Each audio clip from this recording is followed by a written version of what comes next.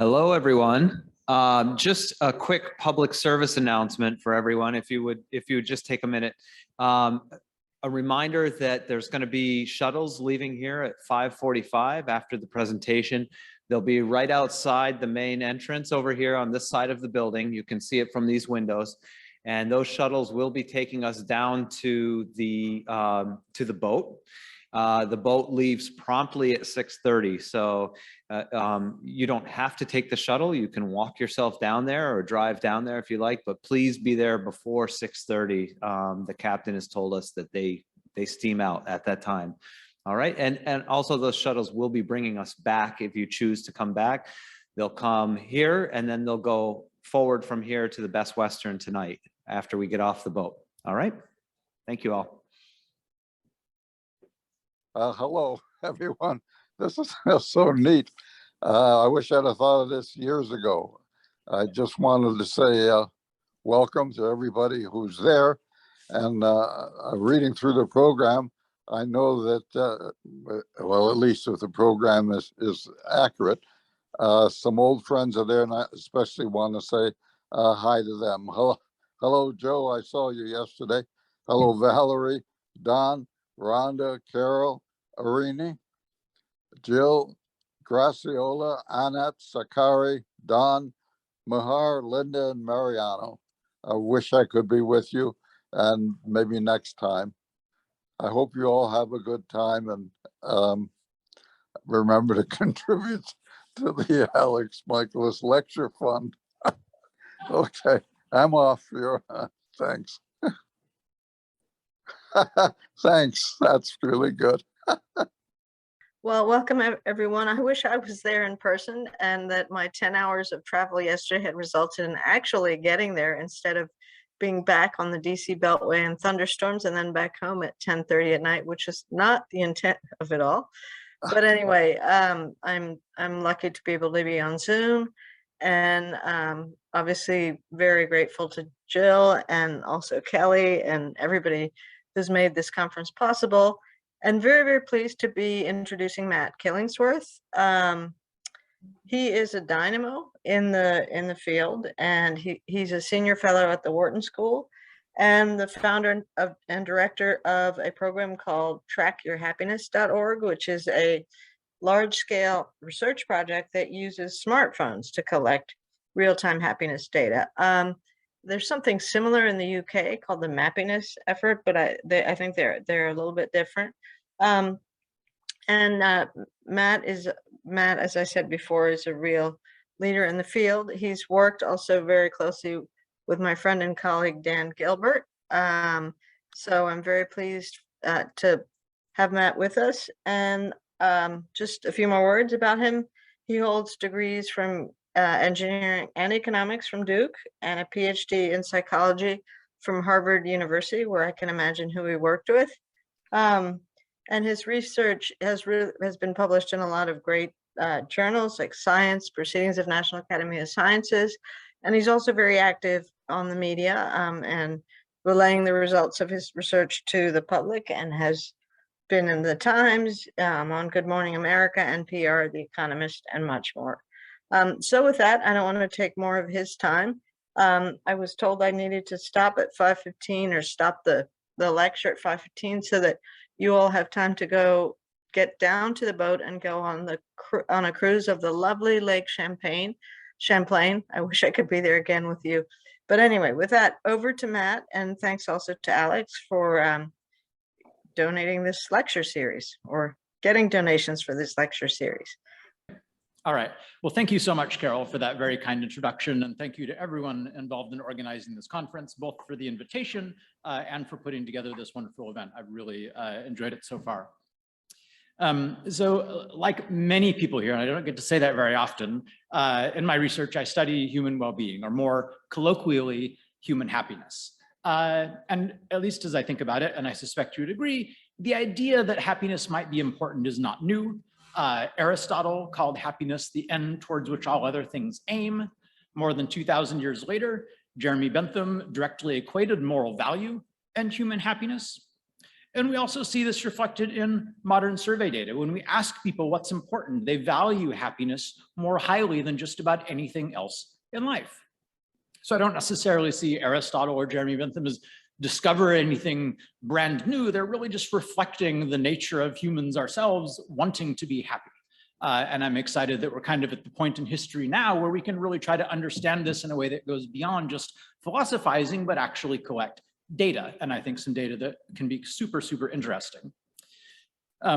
When we collect that data, we see some interesting things. So one of the patterns that was just very influential in my thinking, and really, as Carol suggested, I originally didn't study psychology. I didn't study anything related to happiness or well-being. This was really kind of a left turn in my career to shift now very significantly for the last many, many years, studying this and nothing else.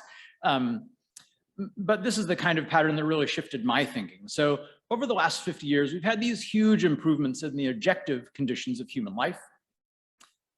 In this chart, you can see how real incomes in the United States have more than doubled, even after adjusting for inflation.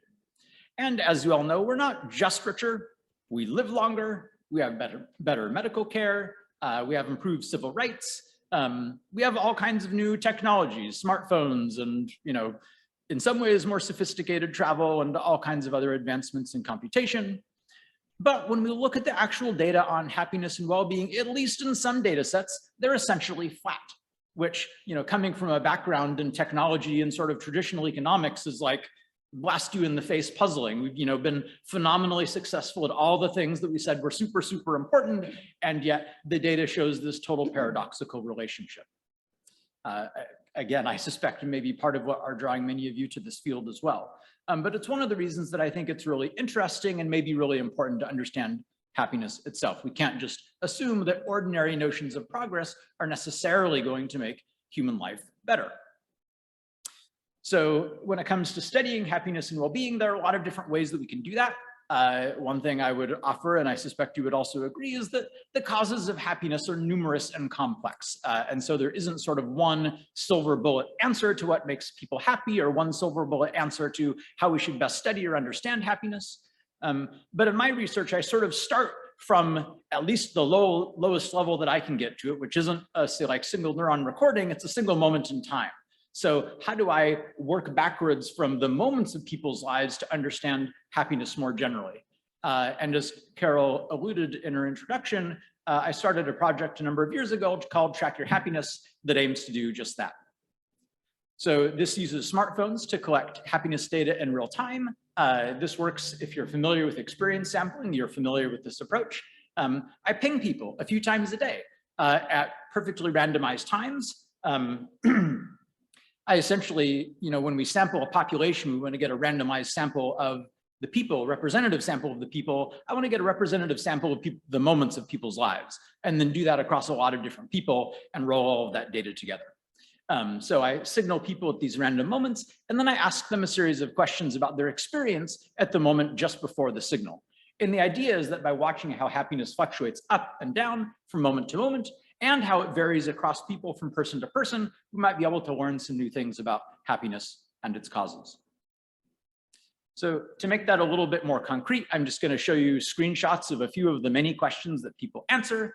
So if you imagined you were a participant in the study and you got pinged, you might get answered some questions and asked some questions like these. How do you feel right now? On a scale ranging from very bad to very good. A lot of the time, this is what I'm going to call happiness, but it's really kind of a continuous valence measure of your current experience. I actually kind of avoid the word happiness or anything that's too specific, because I want to just understand at the most fundamental level how good or bad is the human experience. I might also ask you what you're doing on a list of things that could include working or eating or watching TV, where you are, whether you're alone, talking with someone else, which people, if so, what time you went to bed last night, and lots of other questions. I've been mostly just very lucky. I'm not quite sure how it worked out, but very lucky to collect a huge amount of data with this project. More than 8 million momentary reports from a couple 100,000 people.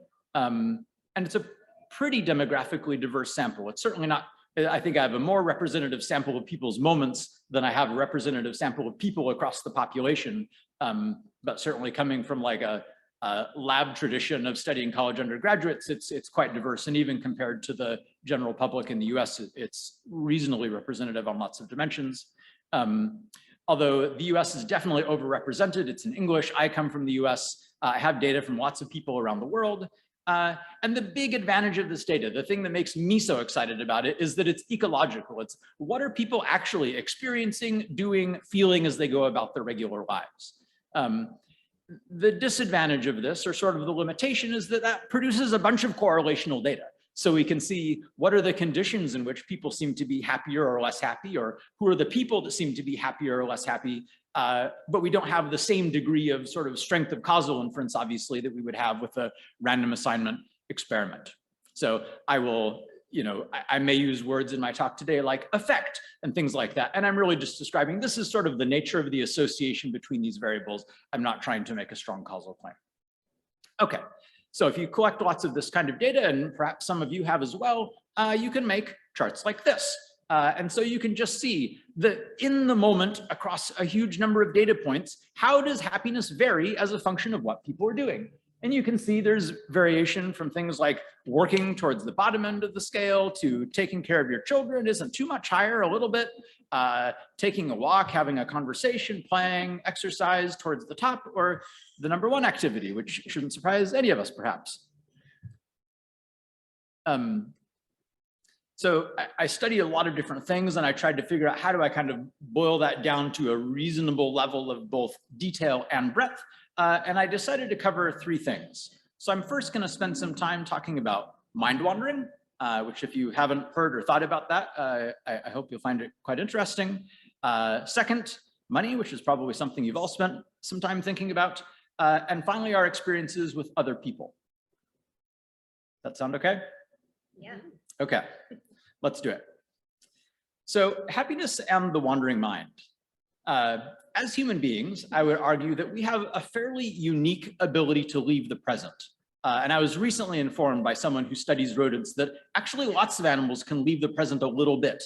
But I think we are unique in the complex thinking we can do when we disengage. Some research suggests this is sort of our default mode of operation. When you don't give someone else something to do, they immediately sort of turn inward and start thinking. And I believe this is really one of our signature abilities as human beings.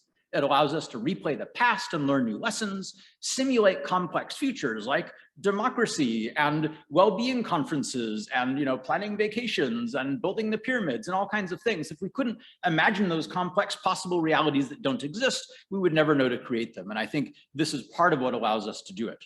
But at least before I did this research, we didn't know about the relationship between our use of this ability, which in some ways can be very powerful, and how it relates to our happiness. So to investigate that relationship, I'm going to share some data. But I think there are a couple possibilities for what we might see. On one hand, there are a variety of people that suggest that happiness is really to be found in the present moment. Maybe you've heard advice like, be here now. Maybe these people are right. Maybe mind wandering reduces our happiness and we should just try to stay present focused as much of the time as possible. But on the other hand, where we go in our mind is in theory unconstrained. Sometimes we're in a situation that isn't so fantastic and maybe that isn't so easy to modulate. But if people want to be happy, we could kind of imagine that maybe when we leave the present to go somewhere else, we might be going to someplace happier than the reality we're leaving behind. And so maybe mind wandering allows us to escape to a happier place. To see which of those two explanations is right, I'm going to show you data from just three questions.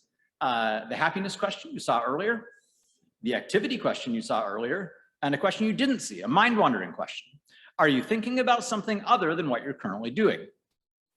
People could say, no, I'm just task focused, or yes, I am thinking about something else. And the valence of what I'm thinking about is pleasant, neutral, or unpleasant. So before we even get to happiness itself, I want to point out the fact that people mind wander a lot more than I ever realized before I collected this data. About half the time, people are at least partially absent from whatever's going on or whatever they're doing. This rate varies a little bit by activity. 65% of the time when people are brushing their teeth or taking a shower. For myself, it feels more like 95% of the time. Sometimes I don't realize how many thoughts or how long I've been sitting in the shower thinking about a scientific study or something, but apparently that's a general pattern. Half the time, people's minds wander when they're working, 40% of the time when they're exercising. But something I want to point out, with one minor exception on the right-hand side that we don't spend very much time doing, people's minds are wandering at least 30% of the time in every activity, which, at least to me, I interpret that to say, not only is mind wandering frequent on average, but it's really pretty ubiquitous across everything that we do. We have this tendency to sort of disengage. But this then, I think, really emphasizes the importance of understanding the relationship between this thing that we spend half of our life doing roughly and how it's associated with our happiness. So what do I find? I mean, I'm sure some of you may be familiar with some of this research already.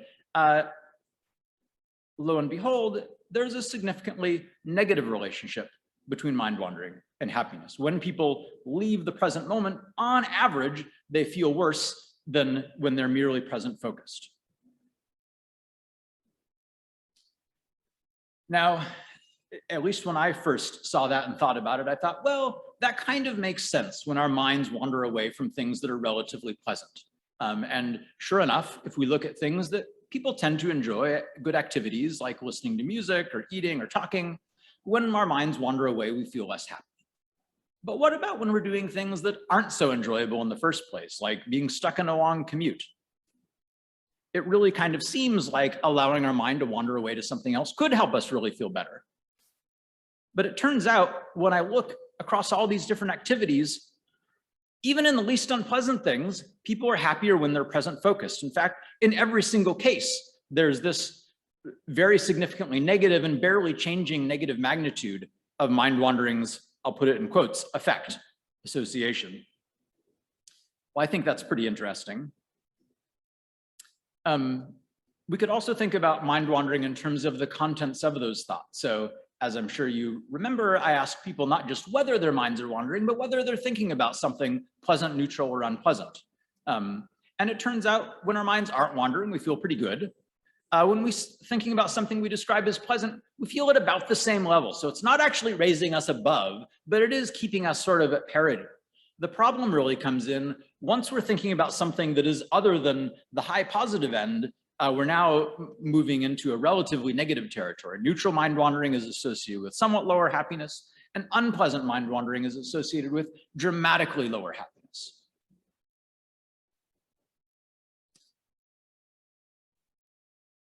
Well, so looking at this chart, if we think about, where is the magnitude of this negative effect coming from? A lot of it is coming from this unpleasant mind wandering. And it sort of led me to wonder, well, how much might that be a function of like doing something unpleasant in the first place? And so what I'm going to show you here is, first, how does the rate of mind wandering depend on what you're doing? We looked at this earlier in a slightly different form, and there's some variation. You mind wander more and less engaging activities. But it turns out when our minds wander, the fraction of that mind wandering that's negative is totally invariant. And at least the way I think about this is it really underscores maybe the appropriateness of the term mind wandering as something that we perhaps can't that easily control. We can't just put ourselves in a pleasant situation and cause us to think about pleasant things when our thoughts stray away. It's almost like there's this separate radio station inside our minds, and we can, to some degree, modulate the likelihood that we'll tune in. But once we go there, the odds that something bad is waiting for us is essentially just as good. All right. So if we're spending so much time thinking about something, what is it that we're thinking about? One way we can think about that is sort of the temporal focus. So here's a little pop quiz. Do you think people are mainly thinking about the future, about the past, or neither of those things? Past? Future? Neither? Neither? All right, I'm going to call that an even mixture of answers. Well, the people that said the future have it right, by far the most common answer. In comparison, the past barely shows up. And the neither is I mean, towards the bottom end, but is actually more than the past. And I think this is super interesting in a bunch of ways. One of them is that, at least as I think about, well, why are people spending so much time mind wandering? Why might we have this ability in the first place? I think part of it is that it's kind of like, our brain's headlights, sort of scanning out to the road ahead. It might not always be happy to be thinking about what's coming up, but there probably is some preparatory function that that's serving. The other thing I would point out is that there was a lot of research in sort of past decades looking at least what I understand to be rumination, which my understanding of what that is sort of this negative, repetitive thinking about the past. And I would just point out that this suggests that whatever is going on with mind wandering is something fundamentally different than rumination, because very, very little of it is about the past. This is really something totally separate. That all sound okay so far? Okay. So I think this is the last thing I'm going to tell you on mind wandering today, but I think it's about the most interesting. So on the right-hand side, you can see, again, that mind-wandering question I asked people. Are you thinking about something other than what you're doing? I then did sort of a follow-up study where I asked some people a parallel question about their activities. Are you doing something in particular, with essentially the same response options? No, or yes, I am, and it's pleasant, neutral, or unpleasant. And I just wanted to see, how do these two sort of dimensions of life come together to predict our happiness? And it turns out, when our minds aren't wandering, what we're doing matters quite a bit. So that's the height of this gray bar here. You can see a pretty significant amount of variance explained. Take the square root of that and you have the correlation. But once our minds wander, how we feel is much more a function of what we're thinking about. And there are really two things that I want to say there. Not only is the blue bar much taller than the gray bar on the right-hand side, where how we feel is mostly a function of what we're thinking, but this little orange part, the overlapping variance, is very skinny, which for me really enforces the idea that there are these two kind of separate channels that both influence how we feel, but they have surprisingly little to do with each other. And I think as humans navigate life, we spend a lot of time thinking about what we're going to do with our bodies, kind of what we're going to do in the doing and the activity category, but relatively little time thinking about what we want to think about. And this suggests these two things are both important, but they're sort of equally important and not that connected to each other. So when I try to explain variation and happiness overall, you find that they're essentially equally matched. Okay. Let our brains breathe for a second, and then we'll move on to something new. Okay. So money Matt, and can happiness. Can I ask you Oh, yes. just a specific mind wandering question? It's Carol. Yeah, please. So just two things come to mind as I listen to this really interesting stuff. Would you, and you don't have to answer them now, but I want to put them on the table while it's still fresh, I think. Yeah. One, when you think about the different dimensions of well-being, and you think about experience versus evaluative well-being, I'm curious if where you place mind wandering. I don't know if you do place it anywhere, but it certainly suggests to me that it's different from plain experience well-being. And then the other thing is, do happier people have less negative mind wandering? That just came to mind. I don't know if you've explored that or find a relationship. Yeah, so on the second question, absolutely. The happier someone is, both the less often their mind wanders and the less often that it's negative. So even when I talk about like variance and happiness explained, that's exactly the kind of variance I'm talking about. So the more they're present focused and the less often their thoughts are negative, the happier they will be. It just turns out that their propensity to do those things is surprisingly disconnected with how much happiness they also derive from the activities they engage in. So they kind of come together to predict overall happiness, but in a sort of summative way, not in a way that is sort of heavily confounded. On the other question, I'll give you the answer to what I think your question was, but if I've got it wrong, correct me and I'll revise. But if the question is mind wandering, everything I've shown you here has been about real-time happiness, real-time experience, is there something, what does the pattern look like for evaluative well-being, or maybe even something that's somewhat more eudaimonic, like meaning in life? Does that show a similar pattern or a different pattern? almost everything I'm going to show you today is sort of real-time happiness measures, but for, I think, all the relationships I'm showing you, and it's true for mind wandering too, I find essentially the same patterns. So both the frequency and the content of mind wandering is not only predictive of how you experience the moment, but it's also predictive of life satisfaction, of meaning in life, of living a life that's fulfilling. Basically, the more often people are present, the better they will be on all of those dimensions. Is that the right question, or did I misunderstand it? You got it. Thank you Okay. very much. Absolutely. Thanks for jumping in. And by the way, Carol, I'm so delighted to have you here, at least virtually. I'm sorry you had such an awful slog yesterday and weren't able to make it, but yeah, genuinely appreciate it.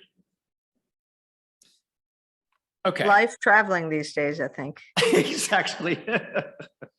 All right, so and I'm obviously happy to take lots of questions at the end, but let's go on to money and happiness. So I think this is one of the most studied questions in the well-being literature.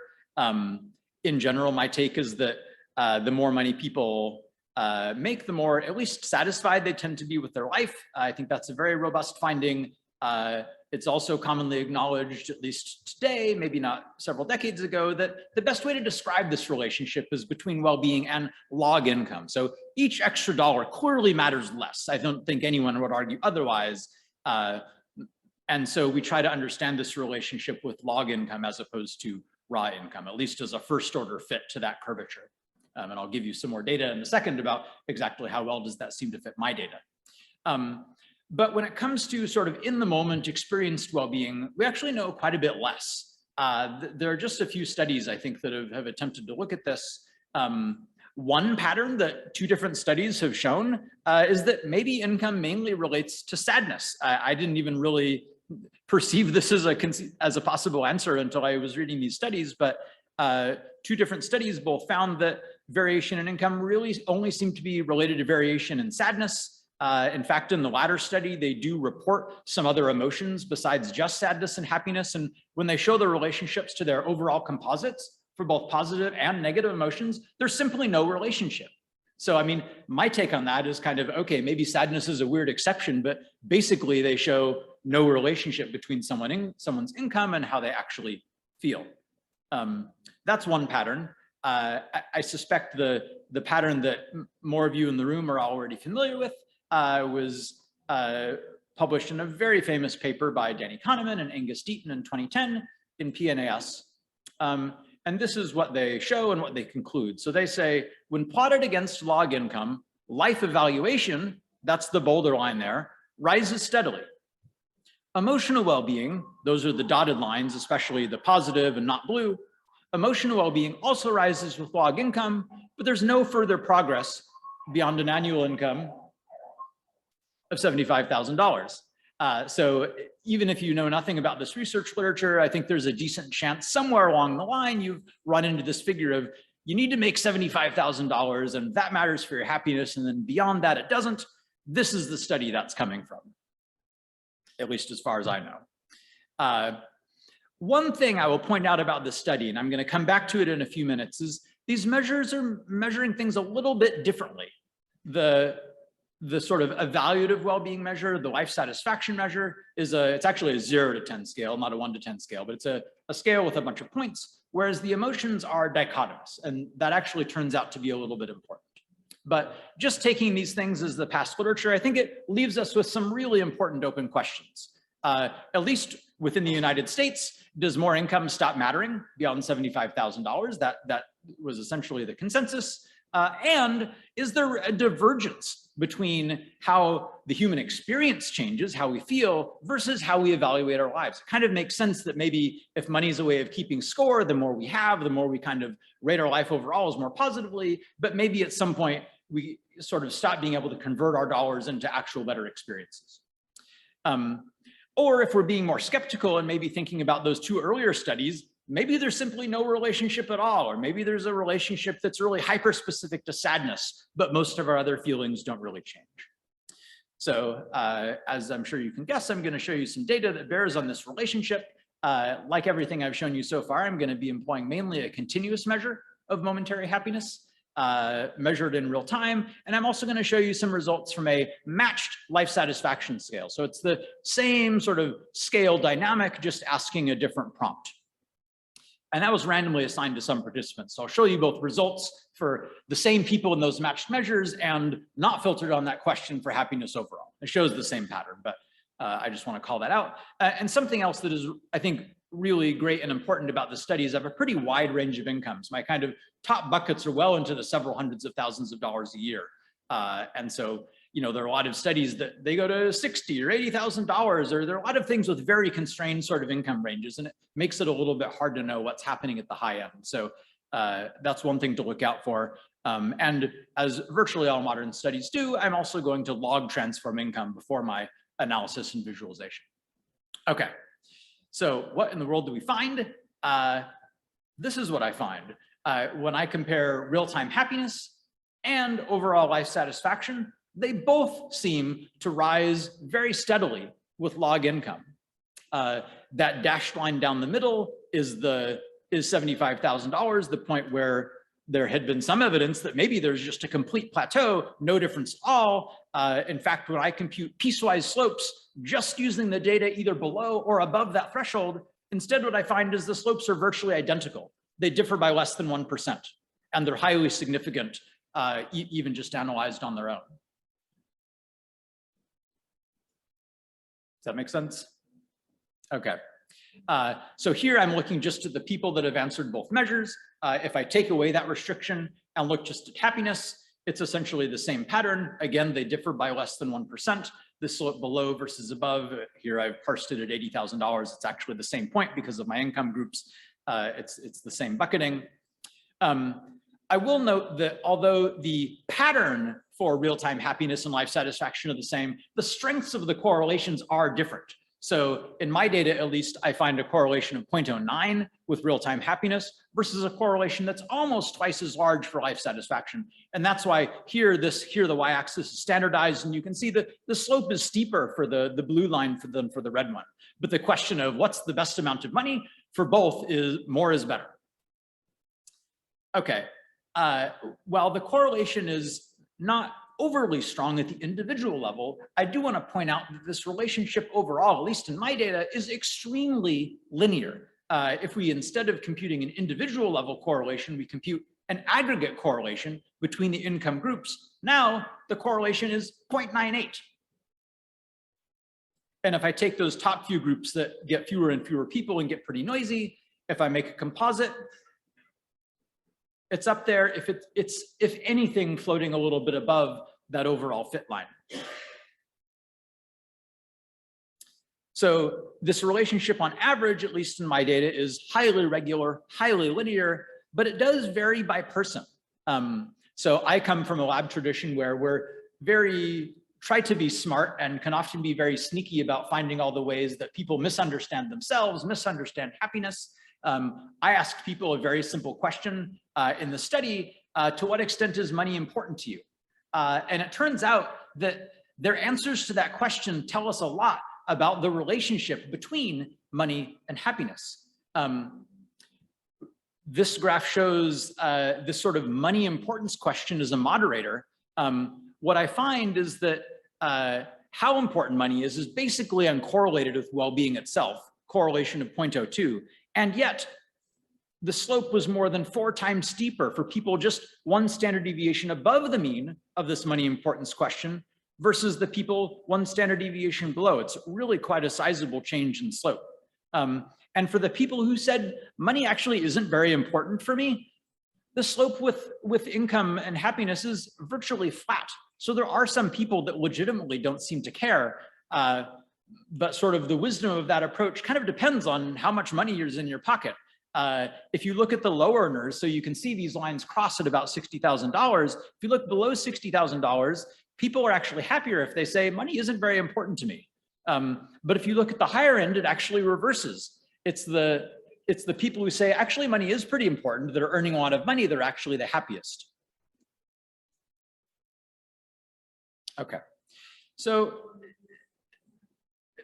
and I wanted to go more deeply into this in this talk, and I'm just going to mention it briefly for a second now, but I think there's kind of this lingering question of like, is money important or not important for happiness? And the answer I think is a little bit complicated, but I think there's some reason to think it's maybe more important than we might realize, especially a lot of psychologists, people that, collect personality measures and things like that. We have these labels like small, medium, and large correlations. And if you don't come back with something like 0.4, 0.5, they kind of derogate it as, well, maybe it's something trivial. And as you saw for real-time happiness, the correlation is 0.09. So does that mean we should say, basically, this is an ignorable factor? And I think my answer is a pretty strong no. When I compare it to other things that are objective, income is actually comparably or more important. So lots of people regard marriage as something that's important for happiness. Again, just purely correlationally. Marriage actually has a correlation that's about the same size or slightly smaller than income. If I compare the top and bottom income groups, the difference in happiness in real time is twice as big as the difference between the married and unmarried. Income explains more variation in happiness than a level of education and lots of other things. That isn't to say that we can reduce the pursuit of happiness to the pursuit of money. Obviously, we can't. It's a very small part of the whole, but I think the reality is it's a bunch of small things that add up to either a happier or less happy life. It's also the case that once we go above the individual level, income can explain quite a bit. So something else I measure in these people is their occupation. And so what I'm showing you now is a plot of average income by average real-time happiness by occupation. The blue line shows the overall fit, and you can see that there are some occupations that are off axis. So teachers and professors, you'll be glad to see, are a little bit happier than their income would predict. And others, like lawyers, are much less happy than their income would predict. There are also people that kind of win on both dimensions, like doctors and executives. They make a lot of money and they're pretty darn happy. But once we're at this level of analysis, imagine you're a college student going into college trying to decide, like, what am I going to do with my life? How do I figure out what career is going to make me happy? Well, it turns out if you know the income of an occupation, that's a pretty decent predictor of at least the average happiness those people experience, a correlation of 0.453, which I think is you would arrive at a fundamentally different conclusion than if you just looked at the individual level correlation and said, the correlation isn't too strong. Once you're kind of making it a decision at a level that is actually operable for a person, I can't decide I'm going to go be, Jonathan, who's very happy, or Sarah, who's very unhappy. I can't decide to inhabit another person's body. What I can do is decide, maybe I want a certain occupation versus another occupation, or I want to live in a happy state versus a less happy state. Once you move to any level of aggregation, these correlations instantly become quite strong. And I think that, at least in some cases, is really the level that we have to make our decisions. Okay, is that okay so far? So I think a huge question, and I'm not going to answer it completely, but I'm going to give you, I think, some provocative data, is the question of how high does this association go? I've just shown you that the slope with log income is just as steep above the point when at least Kahneman and Deaton said it flattened completely, up through several $100,000 a year. What happens above that? And so what I want to do is show you some data from high net worth individuals. It turns out that the study of people with lots of money, millions of dollars, measured a virtually identical life satisfaction question as I measure on an exactly identical scale on this 1 to 7, strongly disagree to strongly agree. And so what do you, again, I'll take some predictions here if you're willing to offer them. Do you think high net worth people are above, below, or about the same as the highest earners in my data? Got one for above. What else? Surely you have thoughts on this. Okay. Well, our one guesser is absolutely right. Significantly happier. These are 95% confidence intervals. When we look at people that have millions of dollars, they're way above. And this is a life satisfaction measure. I've never done, and I don't think anyone has ever done experience sampling with thousands of millionaires. If you can find those people and they're willing to do a study, I would love to sign them up tomorrow. But at least on this life satisfaction measure, there's a very large increase, which at least to me suggests the possibility that this slope continues upward. All right. So another thing that I'm really excited to share today is the relationship between those results and the results from Kahneman and Deaton. So as you saw earlier, Kahneman and Deaton found that levels of affect really seem to level off and perhaps completely plateau above $75,000. And that really stands in contrast to my data, where I see an equally steep slope above the threshold where they find a plateau. And I guess it's getting to be close to a year and a half ago, Danny Kahneman and I got in touch thanks to Barb Mellers, and we started an adversarial collaboration to try to figure out what's going on. Can we resolve this, pretty profound discrepancy between our conclusions? Does more money make people happier beyond this threshold or not? And how are our two studies finding such different things? So as I mentioned earlier, the emotion measures that Danny and Angus used were dichotomous. These are from Gallup. They didn't come up with the questions themselves, but that was the data they had. And if you look at the fraction of people giving favorable responses for both the positive and negative emotions, the fraction is pretty high. So for positive affect, 89% of responses are favorable, and for negative affect, 80% of the responses are favorable. So we'll just average those 84.5%, or if we're rounding a little, 85% of these responses are coming in with the better of the two answers. And basically what that's saying is we've sort of separated the upper 85% from the bottom 15%. And kind of if we could draw a cleavage between those two things, that in their data seems to show a plateau. The question is, what happens if we take that same cleavage in the distribution and apply that to my data? Because I have continuous data, lots of people. I can't go the other way and see what they would have found if they'd measured it my way, but I can take what they did and see if I can replicate it within my data. And so to do that, I essentially take the least happy 15.5% of people at high incomes and separate it from the happier majority. And this is how I did it. So if I look at high incomes, the 15.5 percentile of happiness is a happiness of 53 on my scale. I'm then going to dichotomize the people. I'm just going to, for simplicity, call them unhappy if they're below 53 and happy if they're above 53. So that's the happiness dimension. On the income dimension, this figure of $75,000 is thrown out a lot, but that's actually the midpoint of a fairly broad income range. Really what they claim is that happiness seems to plateau somewhere at or below $90,000. Their study was also conducted earlier than mine. So when we kind of take the high end of that income range, adjust it for inflation, we get a sort of conservative estimate of $100,000. So what I'm now going to try to answer is the question, does the fraction of people, of happy people, plateau above $100,000? Happy people defined in terms of this dichotomy that matches Kahneman and Deaton. And the answer is, it does. I can reproduce exactly what they found in my continuous data, or at least something very, very similar. The fraction of people with happiness beyond 53 rises steeply in the range of low incomes, but then there's no significant increase beyond 100,000. The slope is directionally positive, and that's part of why I say it's not a perfect replication, but it's a slope that's more than 4 times less steep, and it's not significant, T of 1.3, despite having a lot of data. Dichotomizing can sometimes do funky things with your data, so a little bit more of a robust test is a quantile regression at the 15th percentile. And if I do that, I find exactly the same thing. A steep slope in the range of low incomes, and then a pretty flat slope in the range of high incomes. And that, I think, now leaves us with this puzzle.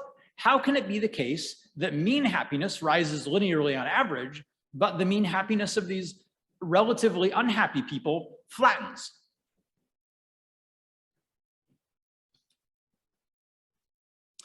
So I'm going to show you a range of quantile regressions, and I apologize if quantile regression isn't something you're super familiar with. It wasn't something I had done before this project, but it's basically just a way of tracing in a statistically appropriate way different parts of the distribution. So when I say the 15th percentile, that's the 15th percentile within each income group. And then I'm saying, does the 15th percentile within each income group trend upward or go flat or go down? What happens with it? So here you're seeing what you saw just a couple slides ago. The 15th percentile of people, the relatively unhappy people in each income group, rises steeply in the low range and then flattens. In fact, the slope is about 5 times steeper in the range of low incomes. But as we go up to happier people, For the middle kind of majority, the slopes are roughly linear, below versus above that income threshold. And this, I think, is the most surprising part of it all. If we look at the very happy people, the slope actually accelerates. The steepest slope in this entire figure are the very happy, very rich people, where extra log dollars at least are actually giving them a really big return. So when you average all of these together, you get an incredibly straight line, and yet we're able to tease out in sort of a matched way with Kahneman and Deaton exactly the pattern they saw. It's just they had no way of knowing that perhaps that's the pattern for relatively unhappy people that we see at the bottom, and not necessarily the pattern we see for the majority. Does that make sense? Okay, wonderful, lots of nodding. So I think this suggests at least a little bit of a revision to how we're thinking about both of these patterns. Kahneman and Deaton, at least my take is, absolutely are describing something true. It just turns out that that's something that is a little bit more limited to kind of the unhappy range of people. And in the case of my paper, the pattern I describe is true on average, but there are quite different patterns that are found in the very tails of the distribution. For very unhappy people and very happy people, there's the surprising nonlinearity that just happens to cancel each other out and meet up with that pretty linear pattern in the middle to produce an overall linear curve. Okay, how are we doing on time? Like, how much do we have approximately? We have till 5:15 for the whole thing. If you want to have some questions, Yeah. Matt, you might Okay. want Oh, to. we're perfect. I think I can do the next in like 10, 12 minutes or something, and then that should be ideal. Okay. So let's move on to happiness and other people. I think it certainly seems as if whether we're alone or with other people, or how we're interacting with those people can affect our happiness. And you know, I mean, someone gave a quiz earlier, I forget who it was, you know, what's the #1 thing that matters for happiness? And both the suggested and the actual answer from the audience was human relationships. And so that's been a big focus of my research too. And I'm going to share some of the things that I've found in that in the final segment of my talk.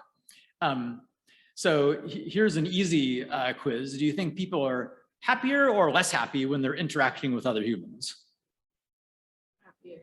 Happier, you're right.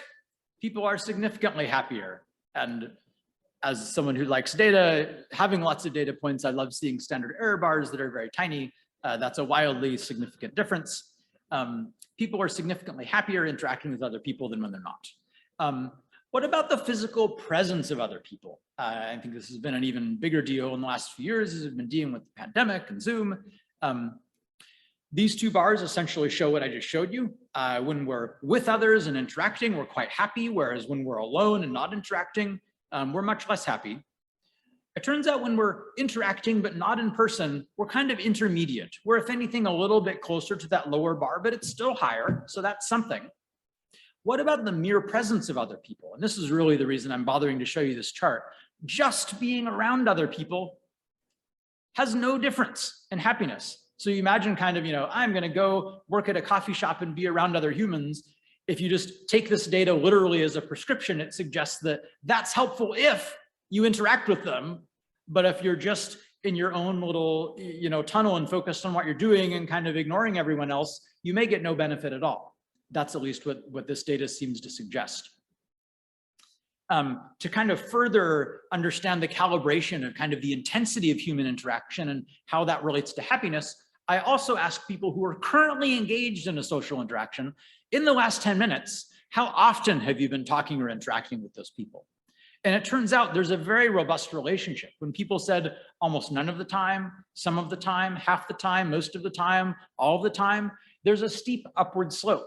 So in the same way that merely being around people does nothing for you, interacting with people, but barely interacting, also doesn't do much. It's really the more intensively you're engaging with someone, the more happiness is associated with it.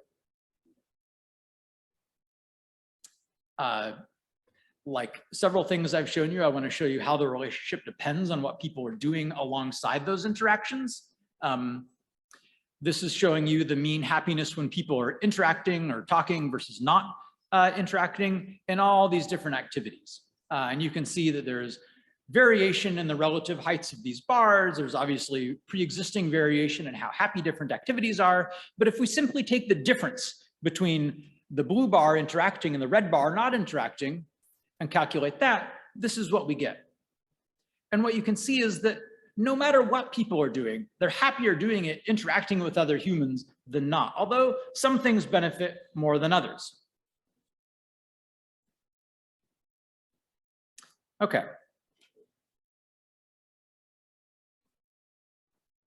So for just about my kind of last segment of thing to go through, I want to talk a little bit about personality and extroversion, especially in recent years, kind of, like Susan Cain wrote the book Quiet. There's a lot of focus on like, how do we sort of cater to the lives of introverts? I would certainly put myself in the introverted category.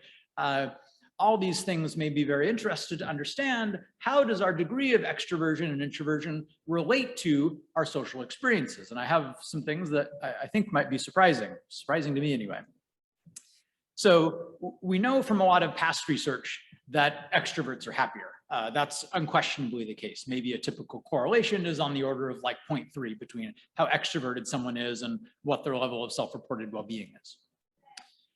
But exactly why they're happier, I think, isn't quite so clear. Perhaps that's because extroverts interact more often, or maybe it's because they benefit more from the interactions they have. And I'm going to give you a bunch of data that's going to bear on these questions. Before I get to a personality dimension, though, let's just kind of assume we're going to start by not thinking or believing anything about personality psychology. Let's just put people into categories based on their behavior, how often they interact. And it turns out, if I put people into 4 buckets, just based on what fraction of time they interact with other humans, we can plot their happiness. So people that interact less than 25% of the time are somewhat less happy. People that interact 26 to 50% of the time are more happy, and so on. There's this actually pretty steep gradient, even in the moments in which people aren't interacting, as a function of how often they do interact. The question is, what happens when those very same people engage in a social interaction? The answer is, they rise by essentially the same amount. So the more frequent interactors are farther on the right side of that figure. They're starting off at a higher level, but the amount that they seem to gain when they do engage in a social interaction is just as much, no more, no less, than the people who interact quite infrequently. I wanted to give that to you just in sort of pure empirical behavioral terms. That's exactly the pattern that I also see when I look at extroversion. So when I plot an extroversion scale, I see the same thing. The more extroverted someone is, the farther to the right, the happier they are. I'll call that at baseline, when they're not interacting. But then when they engage in a social interaction, their happiness rises by essentially the same amount as other people. And if that is not surprising to you, you are a lot smarter than everyone else. Because I asked these very same people to predict, how happy do you think you are on average when you're interacting with other people and when you're not interacting? And those questions were asked on totally different days, different contexts. It turns out, so here I'm showing you the actual difference. This is just the difference between the interacting versus not interacting as a function of extroversion. Flat as Kansas, there seems to be no difference. Introverts gain no more, no less than extroverts do.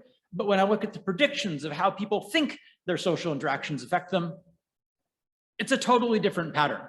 The extroverts think they just become a volcano of happiness when they're around other people, and they're miserable when they're not. Whereas the extreme extroverts actually think other people harm my happiness. I'm much better when I'm just by myself. And that is just absolutely not what the actual data shows. I'm only going to barely touch on this, but I can then kind of break down like, well, numerically, why is it exactly that extroverts are happier? It turns out that over 90% of that is just that they're starting at a higher level. There actually is a little bit of a difference owing to how often they interact. So here I'm comparing the most and the least extroverted people. So we're getting kind of the maximum difference. There is a difference in how often they interact, but even amongst the most extroverted and the most introverted, the fraction of time they spend interacting only ranges from 38% for the introverts to 48% for the extreme extroverts. And we're left with less than 3% of the difference is explainable as a function of how much their happiness changes when they interact. But sort of the collective wisdom of the crowd gets this completely wrong. They totally reverse it. In fact, the extroverts, the sort of collective insight of that group is that their happiness declines at baseline, when in fact, that's the one place where it's really rising. It's absolutely puzzling, I think. Okay, well, if the happiness we experience during social interactions doesn't depend on extroversion, what does it depend on? Well, one thing it depends on is who we're interacting with. It turns out that we're pretty darn happy when we're interacting with our friends, considerably less happy when we're interacting with our spouse or significant other, which is a similar level to acquaintances or even other relatives. But there's another drop when it comes to our children, which are roughly on par with strangers. Another drop for our customers or students. Another drop from there to our parents. Sorry. Another drop for our coworkers. And another drop down to our boss, which is the one person that we seem to get no benefit at all from. All right, that's what I've got. Thank you very much. So I can manage anything that's in the chat, and I think either Kelsey or Martine are going to try and manage audience questions. But while I'm on and I don't see any questions in the chat, I'm gonna ask one more question, Matt, particularly since I was the reviewer for the original Kahneman and Deaton paper. But one of the things I've always thought about that the income findings and the life satisfaction increases with income, and it turns out from your work that all kinds of happiness seems to increase with the incomes, is what income does for you. And I've always thought about what it does is, among other things, and that may vary with how materialistic you are, but it gives you freedom. It gives you freedom to choose what kind of life you're going to lead. It gives you more time freedom, usually. It gives you better health. It gives you a lot of other things that also matter a great deal to happiness. And I'm wondering if there's anything in your findings that suggests that there's variance, and also variance across what people value, right? So, I mean, my data, I didn't even talk about it today, but in the paper in PNS that I published, I have direct evidence for exactly what you're describing. So I looked at a range of mediators of why is it, and there I was focused specifically on the sort of real-time happiness. What is it that's explaining why higher income people are happier? And I looked at a range of different factors, and by far the dominant mediator, even compared to other things that are just as correlated with happiness in general, is people's sense of control over their life as a whole. 74% of that relationship is explained by that factor. And so not only does it absolutely confirm what you just described, but I think it also tells us that, if someone is able to live the life they want to live and feel in control of their decisions, it may be that money isn't so important for them. I haven't done the sort of complicated relationship between that and how important they think money is and how that all relates to happiness and perhaps also to life satisfaction. But it really fits into a model where a big part of what money is doing is giving us this control. So absolutely, that seems to be the case. And at least here, that even seems to very specifically explain not just their overall judgment of their life, but their day-to-day experience as well. I haven't looked to see, is there sort of differential magnitude of moderation of experienced well-being versus life satisfaction. But now that you've planted the seed in my mind, I want to go look at that. That's great. Please do. I started off as studying poverty, not happiness. And one of the things I can tell you is that the daily lives of the poor tend to just be a lot worse. So I always think a lot about that it's not so much the money, but it's just being in control of your life. Absolutely. And I think, I didn't even get into this today, but I mean, I think it's not, I think money itself isn't the issue. It's what does that allow you to do? And I mean, that's a function of who you are as a person. It's a function of the society that you're in. For a variety of reasons, money can allow us to do certain kinds of things, to think of ourselves in different ways, to make different choices. But, it's not like we put money into a happiness converter and it just comes out the other side. It's that some things happen in our life, and there are other ways to achieve those same ends. I think just in the modern world, at least in the US, that's one way that people seem to be able to get there, but it's far from the only way. Even though sense of control over life can explain almost the entire relationship between money and happiness, the vast majority of people's control over life isn't explained by money. So about 80% of that relationship is explained by something else.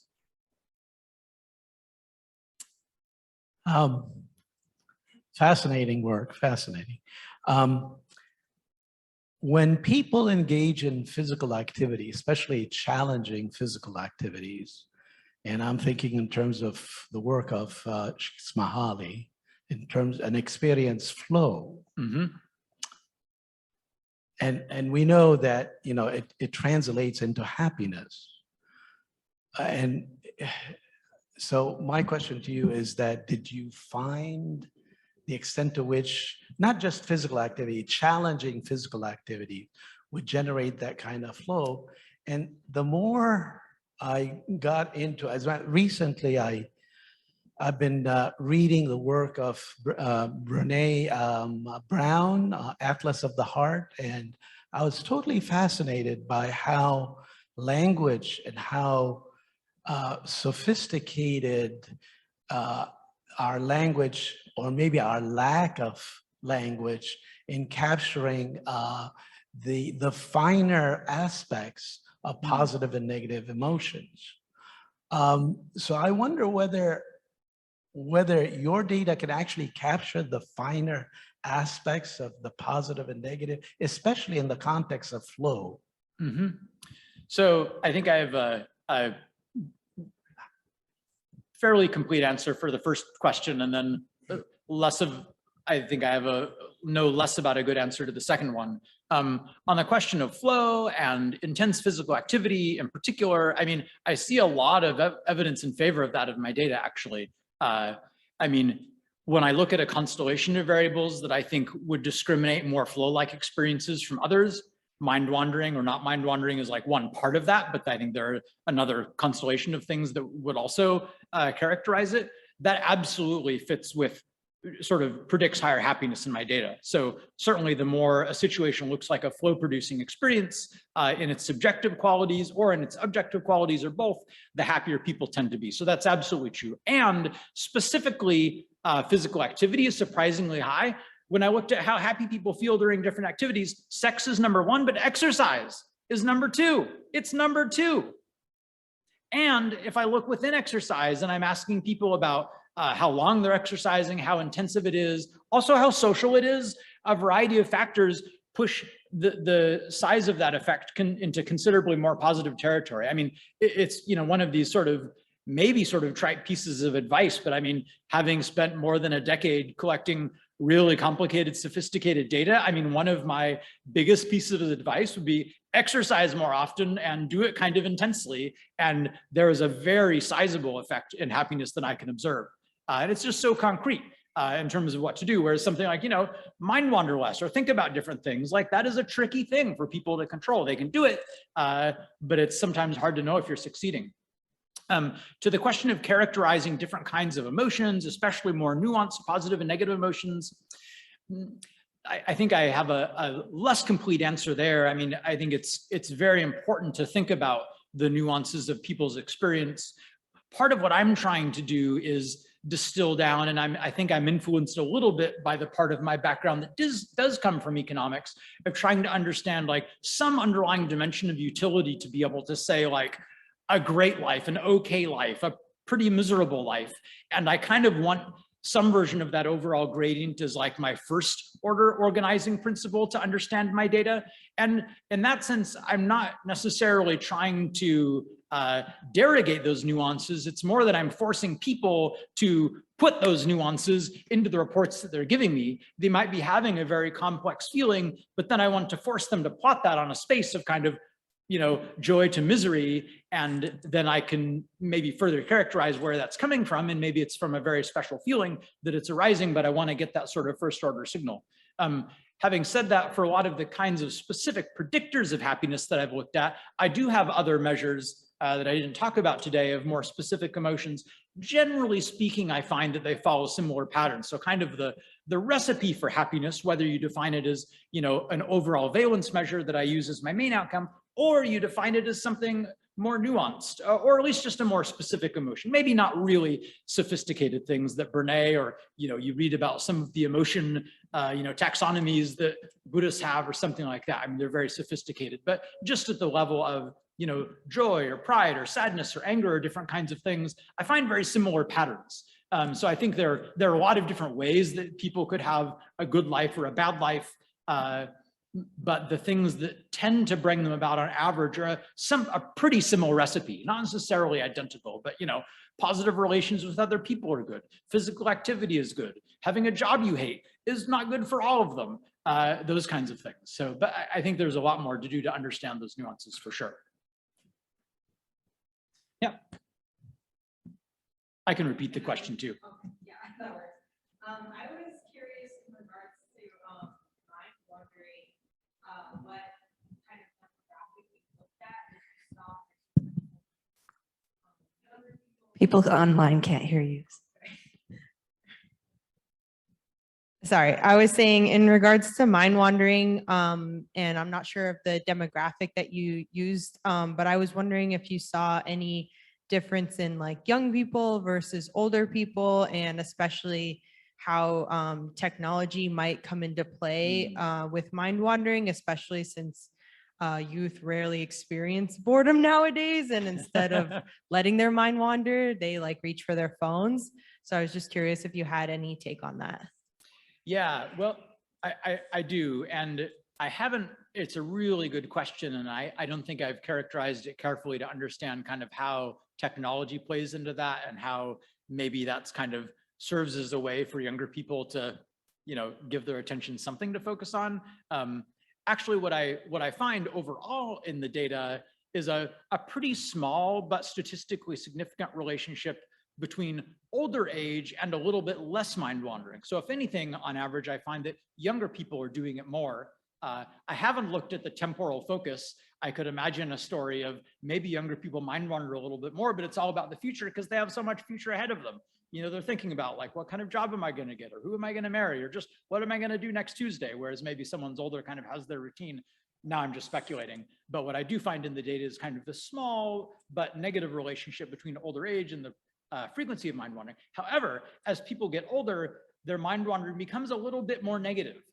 So when it happens, there's a little bit more of a negative profile, and you basically plug those two not very big effects together, and the kind of overall impact of mind wandering as a result becomes pretty much invariant, but it takes a little bit of a different flavor for those two groups. Thank you. Hey, thanks. So I've got this is a really great presentation. I love this data. I love the whole presentation. Thank you so much for doing this. I wanted to ask, you said that the US was overrepresented, but I wanted to see if you had any trends that you could share with us, if there was any differences between different countries. Yeah, it's a good question. It's one that I've been very hesitant to even compute or try to draw a conclusion from. I don't see, when I compare other wealthy countries where I feel like I at least have a plausible ability to, an English speaking country, for example, all my studies in English. So, I have people in Mongolia, but who are those people? They're not the average person in Mongolia. When I compare the US to Canada or to the UK or to a few other countries where I have a pretty decent number of people, I see pretty similar levels of well-being. I haven't done a ton to dig into that just because I get cautious about if there's any differential nature of sampling in those populations, but I would say to the extent that I would draw any conclusion, they look similar, but I would love to do a lot more. And I would especially love to, in the way that I think it turns out my income distribution for US people, I mean, it's virtually a carbon copy of tax data on income, except for the very top 1%. So you go up to like the 98th percentile and you're about where my top incomes are. The people I'm missing are the people that make millions and millions of dollars a year. But other than that, it's like a carbon copy. If I could get that for even one other country, that would be amazing. And then really be able to do a great comparison, because we know a lot about well-being in general, especially measured with things like life satisfaction, but what are people's experiences? How do their real-time reports of happiness vary? How do these other underlying experiential, psychological and objective predict all of that? I mean, I think we've hardly started. So to the extent that there are differences between country, how much of that can we actually explain through some of these kinds of variables that have been totally opaque to almost everything that we've studied before? I mean, I suspect there are some really cool answers there, but yeah, I don't know yet. Great, thank you so much. I wonder if you can use your data to provide any insights in the relationship between happiness and interaction with natural environment, or between pro-environmental behaviors and happiness. Yeah, so one thing I haven't done, but that would be interesting, is getting some data on kind of like the quality of natural environment. So I haven't looked at that at all. Like, are people in a richer natural environment, doing better than people that are in a more impoverished one? I'm not sure. What I can say is that when people spend more time in the natural environment, that is good. So both the within person shift in happiness is quite positive, doing things out in nature, and the more often you spend time there, the happier you are in general. So, I mean, I definitely see support for that. And I think another nice thing about activities that are outside is you can combine multiple things together. You could be outside and you could be physically active and you can be doing it with other people. I mean, once you put a few of those things together, it gets to be very close to a peak experience. I mean, in some cases might also specifically create flow, but in any case, really moves pretty high on the happiness scale. So my question is, the income, there is no limit, but the happiness, the scale has an upper bound of 10. So if the positive relationship continues as the income increases, then how does it going to work out when it actually reaches at some point 10? In like my experience sampling data, you mean?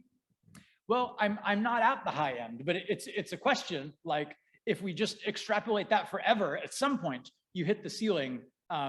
But because I use a continuous scale and because I measure people repeatedly, even the very happiest people are almost never selecting the very top. I think only like 1.2% of moments are at the actual top of the scale. And then, the fraction of people for whom they are typically at the top of the scale is basically nobody.